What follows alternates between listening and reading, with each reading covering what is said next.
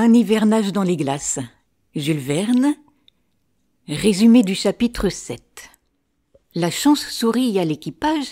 Un grand tremblement de glace a ouvert la voie vers la baie tant espérée. Le 19 septembre, la jeune Hardy s'y abrite, solidement ancrée, déjà entourée d'une mer figée.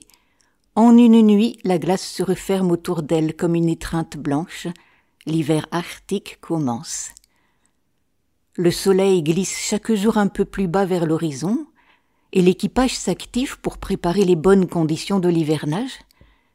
Penellan dirige les travaux avec calme et énergie. On taille la glace autour du navire pour la modeler à sa forme, on érige une muraille de neige pour protéger le brick du froid, et l'on tend une tente de toile et de peaux sur le pont pour créer un abri. À bord, les cabines sont démontées. Plus de petites chambres, mais une grande pièce commune, facile à chauffer et à aérer. Au milieu de cette activité, un autre froid s'installe, celui des cœurs. Le second, André Vasling, se montre trop empressé auprès de Marie, la fiancée de Louis Cornbutte disparue dans les glaces. Le capitaine et Penellan devinent vite ses intentions. André espère Louis mort pour pouvoir demander la main de Marie, la riche héritière. Son impatience le trahit et Penellan, méfiant, veille à ce qu'il ne sème pas la discorde parmi l'équipage. Puis le soleil disparaît, laissant place à une clarté de lune pâle, souvent voilée par les tempêtes de neige. Pour ne pas sombrer dans le désespoir, Jean Cornbutte impose une discipline de fer. Aérer les cabines, essuyer les parois gelées, boire du café brûlant, bouger sans cesse pour ne pas geler.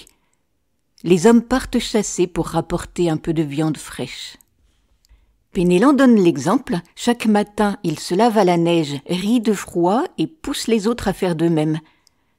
Le capitaine veille au moral, car dans ces nuits interminables, l'ennui et la peur sont des ennemis pires que le froid.